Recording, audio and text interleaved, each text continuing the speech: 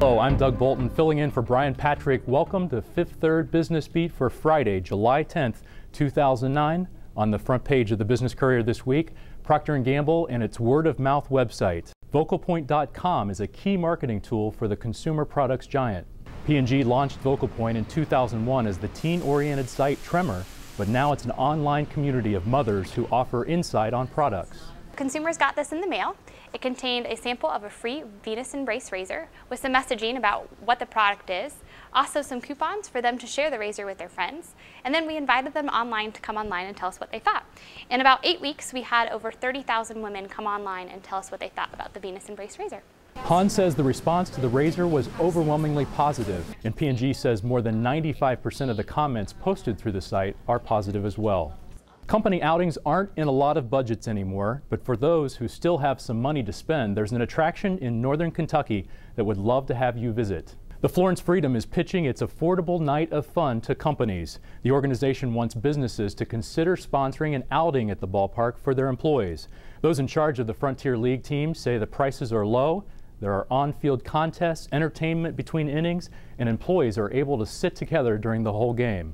With the economy taking a downturn, that's really been kind of a two-edged sword for us. We've lost some business because the budget got cut, but a lot of organizations now are looking for smarter ways to spend their money. Maybe they've trimmed the budget, and it's opened up the door for the Florence Freedom to go in and explain to an organization why they'd be better off coming here. Trouth Dairy treated 500 of its employees to a game this season, and the Northern Kentucky Medical Society has brought 300 of its members to games in each of the last 4 years. The Council on Aging wants to cut back on the number of contractors it uses in its elderly services program. The agency administers government-funded programs for seniors such as home care and meal delivery.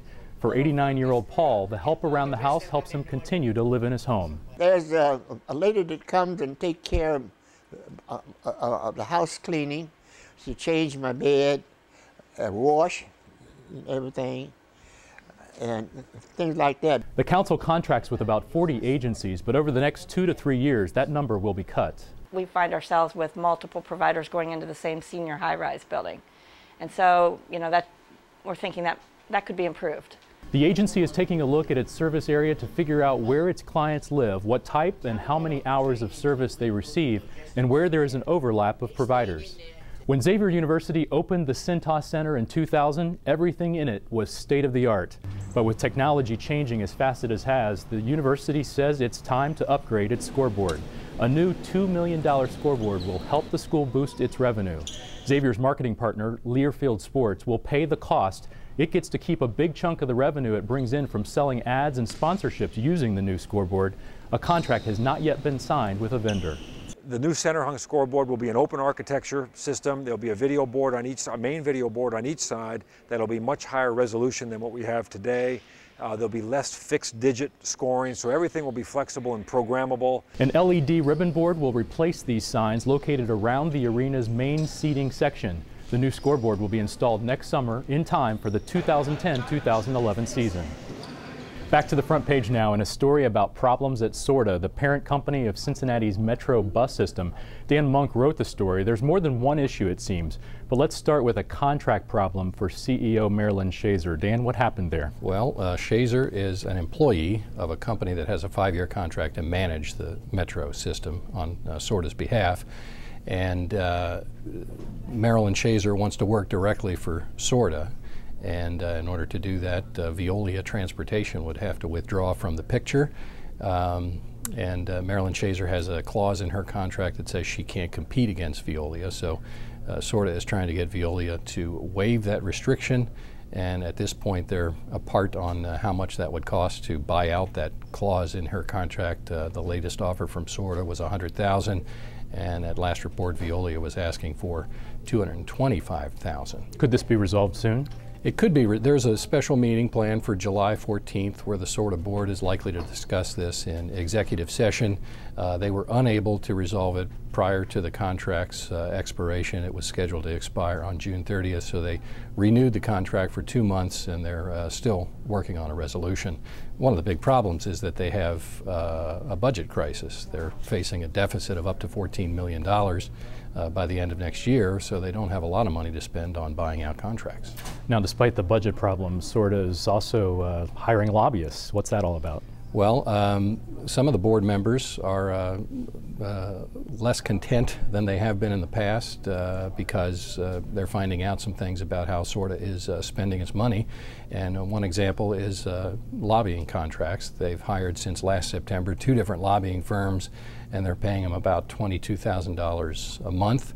And you know, at a time of a budget crisis, all expenses are being looked at, including these. Now, what are people saying about the way that Chazor has been running SORTA? There seems to be a growing sentiment on the board that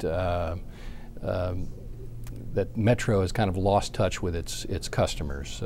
Lamont Taylor, who is an executive at Frisch's and is a board member since 2003, he thinks that they have not done a good job of taking care of their customers, and they include Cincinnati Public Schools and a lot of companies that depend on Metro to bring their employees to their jobs. And Taylor thinks they could do a better job of serving the public. There are others, including former Cincinnati Councilman John Cranley, who thinks that a combination of fare hikes and service cuts has really caused some big problems for Metro, in that they're losing riders. In the first quarter of 2009, they had the steepest declines of virtually any big city transit system in the country. Thanks, Dan, and be sure to read the complete story in this week's Business Courier. Here's the Courier Greater Cincinnati Stock Index, tracking the performance of about 40 local stocks compared with the broader market using the Dow Jones Wilshire 5000 Index. Stocks fell last week as the local index lost 2%, while the overall market declined by 3%. Watch Fifth Third Business Beat, Fridays at 7:30 p.m. on CET or online anytime at cetconnect.org. The Business Courier, Greater Cincinnati's dominant provider of breaking business news. More than 50,000 readers each week depend on the Business Courier for information to help grow their businesses and stay ahead of the competition.